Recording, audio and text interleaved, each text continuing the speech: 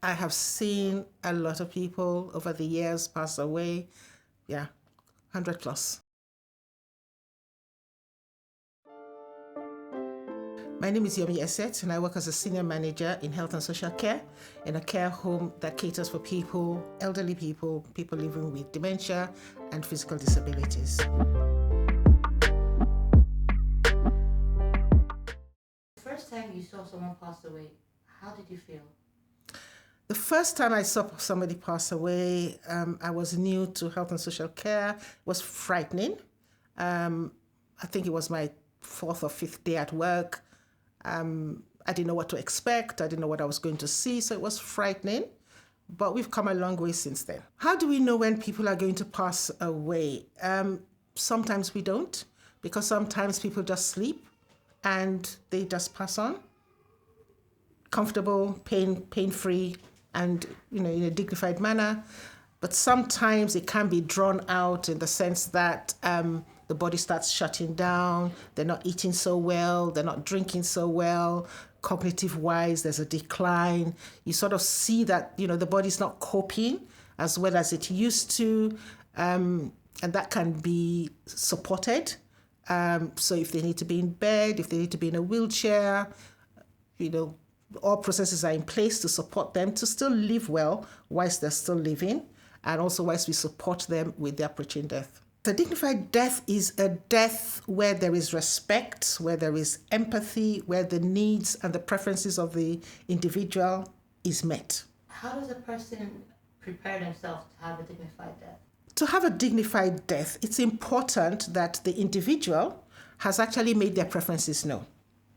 And I know that death has been something that's not really talked about.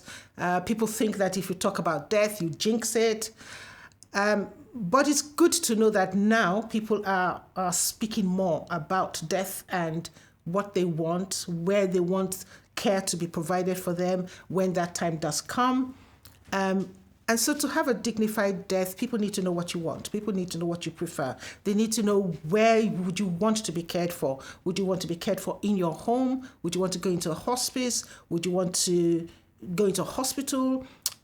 Which family members would you want around you? Who do you want in touch? But apart from that, it's also important that people understand what you're going through. Some people have diagnoses where they need extra support.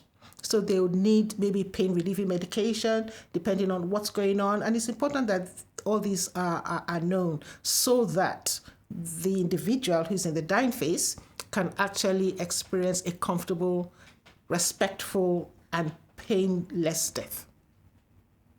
Is it only people who are in the dying phase that should plan towards death? No. Everybody should plan towards death. And like I was saying, that it's not something that's been talked about, in the years past. But good to say that, people are now, a bit more open with the fact that anybody who lives will die. And so the earlier people start talking about it, talking to their children, that when time comes, because nobody can predict and say this is a time when death is going to hit one person or the other. The earlier that people start talking about it to their children, to their loved ones, to say when it does come, this is what I want, this is what I want to be resuscitated, or I don't want to be resuscitated, I want to go into a hospice, I want to be at home, then, it's easier for care to be planned. From the years you've been in this line of work, would you say that death hurts? In my experience, death itself, which is the heart when it stops breathing, does it hurt? I would say no.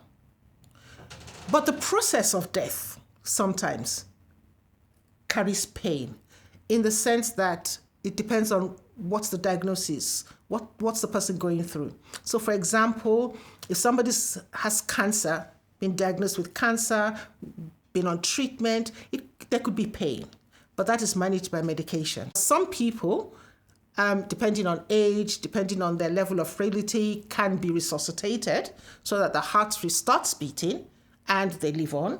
And some people, it's not successful and they pass on. When the person dies, what happens to the body?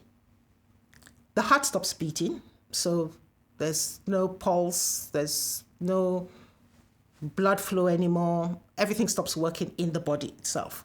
And then the body just starts to decay. Before the body gets to that point, obviously, the caretakers are, they get in touch with caretakers. They take the body, clean it up, make it look dignified, put it in a coffin. We have the funeral service, and the body is buried, and it decays. What is end-of-life care? It's the process of taking care of people who are termed to have entered the dying phase. There's palliative care. Palliative care is caring for somebody who are living with terminal diseases or terminal diagnoses. They may not actually be at end of life, but it's leading there. It's imminent. We know that this person is actually in the process of giving up life, so to say, in the sense that it's around the corner. So we're looking at this person, and this person is actually dying. What sort of medications do you use in end-of-life care? Medications used in end-of-life care would depend on what the diagnoses are. For some people, nothing. Like I said earlier, some people will just sleep and just go and just pass on. And that's good for them. That's a beautiful, dignified, wonderful death where there's no pain, there's no issues, concern. Some people have diagnoses going on that could cause some level of pain, and that's where medication comes in. So if there is a feeling that the person could have secretions, for example, or issues where they could have cancer, which could bring pain, or they've got a deep skin tissue issue where that also could cause pain, then medications are brought in to relieve the pain, to relieve secretion, to make sure that they are comfortable at the end of life.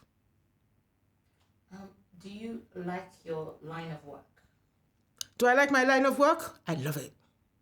It's fulfilling when you know that you have supported people not just to live well, but to die well.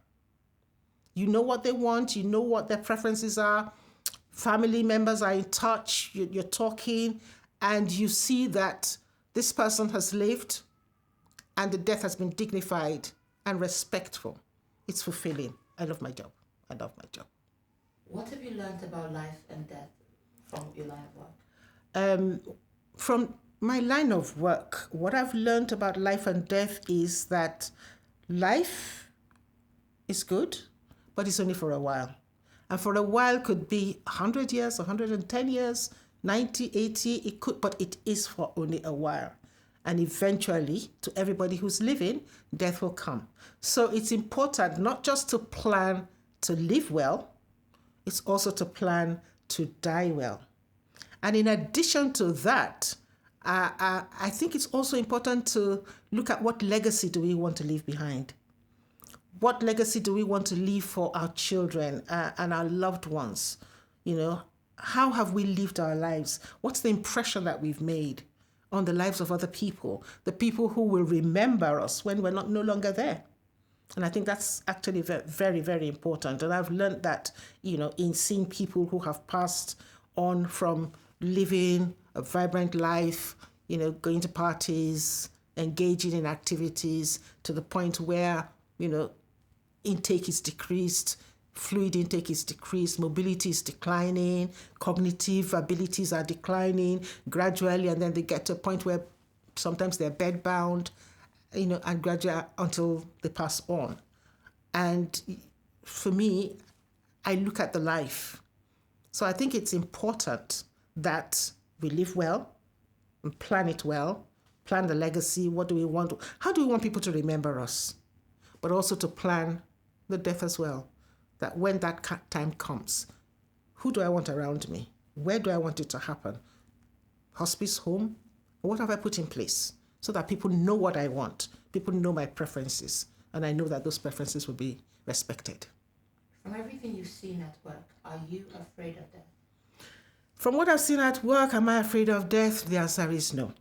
I'm a believer. I'm a Christian. I believe in God, and I believe in Jesus Christ, and I believe in life after death. So I know and I believe that when the body decides to pass on, the me, which is my spirit, goes back to God and life continues. So no, I'm not afraid of death. For me, it's just passing from one phase to the other. What do you have to say to people out there who are afraid of death? For people who are afraid of death, my encouragement would be for them to understand that for everyone who is living, death will come. Death doesn't have to be something that we're afraid of. It's passing from one phase to the other.